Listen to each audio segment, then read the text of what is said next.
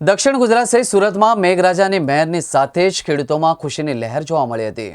શેરડી, ડાંગર અને કપાસના ઊભા પાકની વાવણી શરૂ કરાઈ હતી। પાકને નિયત પાણી મળી રહેતા ખેડૂતોમાં ખુશીની લહેર। વરસાદ એક સપ્તાહ મોડું પહોંચ્યું દક્ષિણ ગુજરાતમાં। સુરત જિલ્લા પંથકમાં છેલ્લા 2 દિવસથી મેઘરાજા મન મૂકીને ખાબકતા સમગ્ર વાતાવરણમાં ઠંડક પ્રસરી ગઈ છે, ત્યારે ધરતીપુત્રોમાં ખુશીની લહેર પણ જોવા મળી છે। છેલ્લા કેટલાય દિવસોથી વરસાદી માહોલ ન જામતા ખેડૂતોમાં ચિંતાના વાદળો ઘેરાયા હતા। છેલ્લા 2 દિવસથી વરસાદ વરસી રહ્યો છે। દક્ષિણ અને સુરત સહિત સમગ્ર જિલ્લામાં વરસાદ થતા ખેડૂતોએ પોતાના ખેતરોમાં ઓરણી વાવણી સમયસર શરૂ કરી છે, જેથી સારી ખેતી સાથે સારો પાક થવાની ખેડૂતોની આશા બંધાઈ ગઈ છે। ચોમાસું વાવેતર મુખ્યત્વે કપાસ, મકાઈ, ડાંગર, શેરડી, તુવેર, સોયાબીન, કેળ જેવા પાકોનું વાવેતર કરવામાં આવે છે।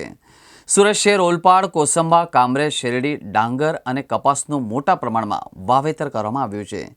ઉપરવાસ સહિત જિલ્લામાં પડેલા ભારે વરસાદથી કીમ ઓલપાડમાંથી પસાર થતી નદી પણ 2 કાંઠે વહેતી થઈ છે।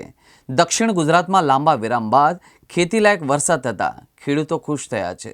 આ વર્ષે જે રીતે મોસમ વિભાગની આગાહી હતી કે વરસાદ વહેલો આવશે, પણ જે રીતે છેલ્લા અઠવાડિયાથી વરસાદ નવસારી સુધી જ આવ્યો હતો અને ખેડૂતો વારંવાર ચાતક નજરે એની રાહ જોતા હતા।